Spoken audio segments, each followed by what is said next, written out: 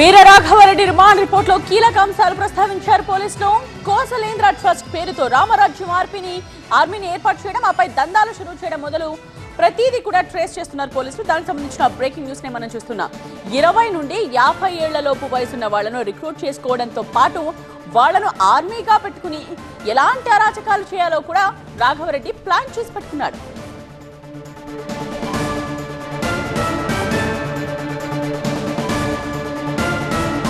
Army పేరుతో trust ఏర్పాటు చేయడమే కాకుండా దానికి రిజిస్ట్రేషన్ పేరుతో డబ్బులు వసూలు చేసిన ఆ డీటెయిల్స్ ని కూడా టీవీ9 ఎక్స్క్లూజివ్ గా మీకు చూపించింది. సో ప్రస్తుతం ప్రిన్సిపల్ కరెస్పాండెంట్ జ్యోతి అందుబాటులో ఉన్నారు దీనికి సంబంధించిన వివరాలతో. సో జ్యోతి, ఈ కేసులో పోలీసులు ఇంకా ఎటువంటి విషయాల్ని చెప్తూ ఉన్నారు? ఈ ఆర్మీ ఏంటి, అసలు ఇప్పటి వరకు ఎంత డబ్బులు వసూలు చేశారు, ఎంతమంది ఇందులో ఉన్నారు, ఈ వివరాలన్నీ తెలిసాయా?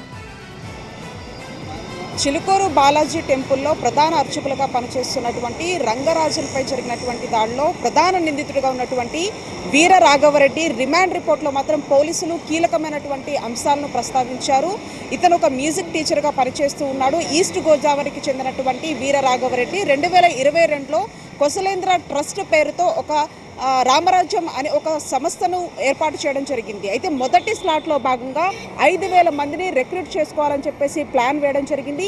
ఈ యొక్క రిక్రూట్లో కూడా 20 నుంచి 50 సంవత్సరాల వయసు ఉన్నటువంటి వాళ్ళు మాత్రమే అంటే ఎవరైతే మెంబర్షిప్ తీసుకోవాల్సినటువంటి పరిస్థితులు ఉంటాయి. అయితే ఇప్పటి వరకు కూడా దాదాపు 1,20,000కు పైగా కూడా డొనేషన్లు వచ్చాయి. ఇటు తెలంగాణ, ఏపీతో పాటు చాలామంది కూడా ఈ యొక్క రామరాజ్యం ఆర్మీలో ఇటు సోషల్ మీడియాలో చేసుకుంటున్నటువంటి ఏవైతే న్యూస్లకు సంబంధించి కావచ్చు వీటన్నిటిని చూసినటువంటి వీళ్ళు ఈ యొక్క రామరాజ్యం దాంట్లోకి డొనేషన్లు ఇవ్వడంతో పాటు దాంట్లో మెంబర్షిప్లు కూడా తీసుకుంటున్నటువంటి పరిస్థితి.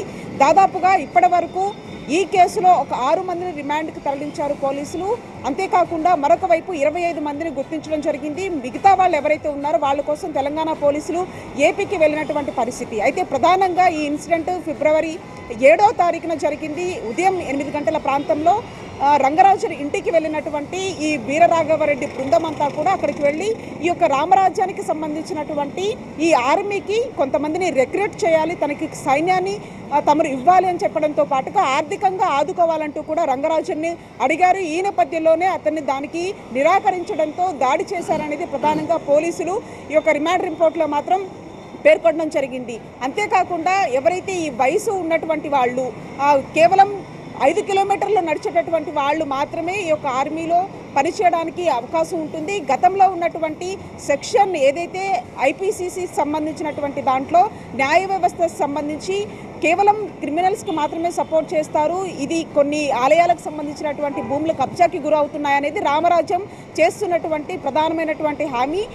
అంటే ప్రధానంగా దాన్ని వాదన చేస్తోంది. మరొక వైపు ఏవైతే వీళ్ళంతా పనిచేస్తూ ఉన్నారో రామరాజ్యానికి సంబంధించినటువంటి వాటిలో మెంబర్షిప్ తీసుకున్నటువంటి వాళ్ళు దాదాపుగా ఒక 350 రూపాయలు చెల్లించి దాంట్లో ఆ రిజిస్ట్రేషన్ చేసుకోవాల్సినటువంటి పరిస్థితులు ఉంటాయి. ఇదంతా కూడా గత ఏడాది సెప్టెంబర్ 1 నుంచి మొదలుకుంటే డిసెంబర్ 31 వరకు కూడా రిజిస్ట్రేషన్లకు సంబంధించి చేసుకోవడం జరిగింది. ఆ తర్వాత వాళ్ళకి వసతితో పాటుగా 20,000 రూపాయల జీతము, ఉచిత భోజనం కల్పిస్తామంటూ కూడా రామరాజ్యం ఏదైతే ఆర్మీకి సంబంధించినటువంటి వీరరాఘవరెడ్డి వాళ్ళని కూడా ప్రలోభాలు. అసలు ఈ ఆర్మీ అన్నది ఎప్పటి నుంచి ఏర్పాటు చేసుకున్నాడు, వాళ్ళ ముఖ్య ఉద్దేశం ఏంటి, ఇప్పటి వరకు ఎటువంటి కార్యక్రమాలు చేశారు, దీనికి పోలీసులు ఏం చెప్తున్నారు? ఇది 2022లో ఈ రామరాజ్యానికి సంబంధించినటువంటి ఆర్మీని ఏర్పాటు చేసుకోవడం జరిగింది. దాదాపు ఇప్పటి వరకు కూడా మొదటి స్లాట్లో 5,000 మందిని రిక్రూట్ చేసుకోవాలనేది రామరాజ్యం ఆర్మీకి సంబంధించినటువంటి ప్లాన్.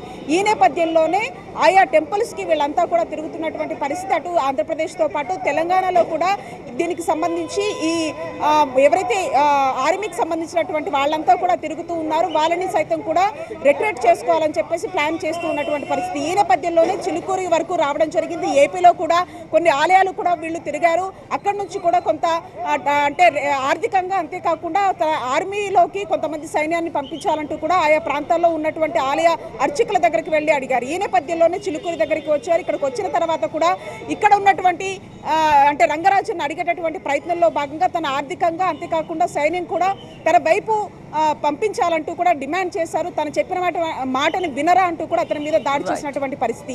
ఈ నేపథ్యంలో పూర్తి స్థాయిలో కూడా ఇప్పటి వరకు పోలీసులు 25 మందిని గుర్తించారు. ఇందులో 6 మందిని రిమాండ్ చేయడం జరిగింది.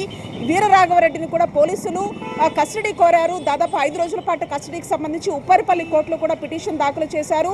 ఈ రోజు ఆ విచారణకు వచ్చిన తర్వాత కస్టడీకి తీసుకుంటే అనేక అంశాలు కూడా వచ్చేటటువంటి అవకాశం కనిపిస్తోంది. నేత్ర రైట్ జ్యోతి.